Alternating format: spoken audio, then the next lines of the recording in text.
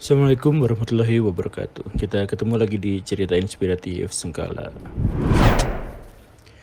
Pada tahun 1926 di sebuah danau bernama Okanagan, Kanada, dekat Vancouver, sosok makhluk misterius muncul ke permukaan danau dan meliuk-liuk dengan gemulainya. Orang melihatnya dengan jelas tetapi tidak tahu makhluk apa itu. Terlalu besar untuk seekor ular, tapi terlalu gemulai untuk seekor paus.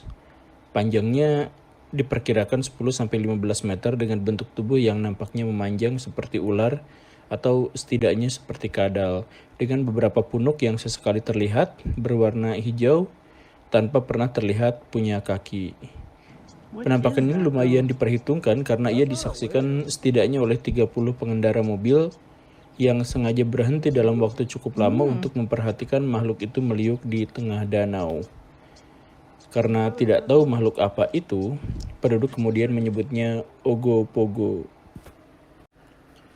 Kalau mau dirunut lagi ke belakang, ternyata penampakan Ogopogo sudah dilaporkan beberapa kali.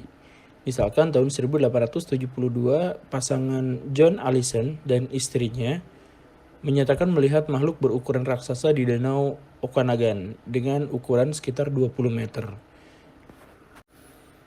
Bentuk tubuh tidak diketahui karena ada di bawah permukaan air, tetapi mereka cukup yakin dengan penglihatan mereka.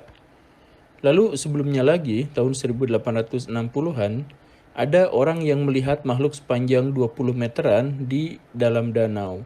Bahkan ada laporan dari orang lokal bahwa mereka ketika sedang menyeberangkan kudanya dengan perahu diserang oleh satu makhluk berukuran raksasa dari dalam danau yang lalu menyeret kudanya ke dalam air.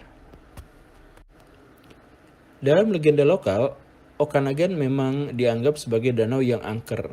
Di dalamnya konon dihuni oleh makhluk semacam iblis yang diberi nama Naitaka. Tidak ada penjelasan apakah Ogopogo dan Naitaka adalah makhluk yang sama, tapi bisa saja dihubung-hubungkan. Mengherankan kan? Dan penampakan-penampakan itu sampai sekarang sebenarnya masih terjadi dan ada beberapa video di YouTube yang mengabadikan kemunculan makhluk itu.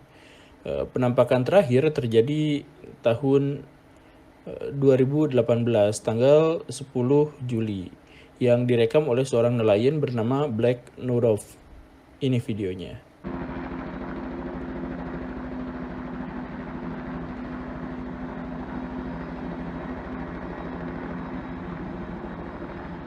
What the heck? What is that? I have no clue. What? No, no, what? You see that? Yes. What the heck? I'm filming that. Me too. Are you zoomed in as far as you can? Yeah. Me too. Dad, look at that. Wih, unik ya. Cuma ada beberapa misteri lain di sini. Danau Okanagan sebenarnya bukan danau terpencil, ya setidaknya diapit oleh 2 kota dan banyak desa. Meski panjangnya sampai 135 km, tapi lebarnya cuma 3 kilometeran, yang membuat orang di satu sisi pantai bisa melihat pantai seberangnya.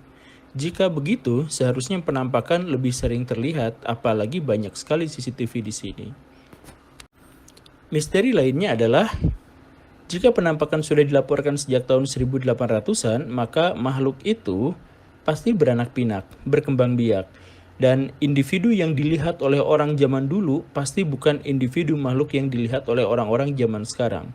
Iya kan? Nah, kalau dia beranak pinak, berkembang biak, kemana sarangnya? Bangkainya ada di mana? Sisa kotorannya kok tidak pernah ditemukan? Kan ini misteri. Coba kasih penjelasan. Tapi ada sih jawaban yang paling bombastis ala SCP-SCP-an bahwa sebenarnya makhluk-makhluk aneh itu masih tersebar sampai sejauh ini di seluruh dunia. Tapi jika ada saksi mata, pemerintah atau lembaga tertentu akan menuduh penampakan itu sebagai hoax untuk melindunginya dari perburuan dan atau gangguan. Bisa gitu ya?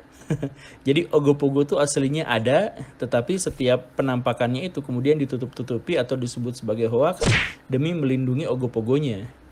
Ya, itu sih bagian dari cerita yang harus diperdebatkan, tetapi memang alasannya masuk akal. Waktu film Nemo dirilis, itu sebenarnya dibuat agar manusia makin mencintai alam dan tidak melakukan perburuan ikan secara berlebihan. Tetapi ironinya setelah film itu rilis, perburuan ikan Nemo malah meningkat tajam karena banyak orang yang ingin memeliharanya. Ya, itulah ya, itu masalahnya di situ. Sampai kapan ego manusia bisa berkompromi dengan kelestarian alam? Semoga ada jawabannya. Terima kasih. Assalamualaikum warahmatullahi wabarakatuh.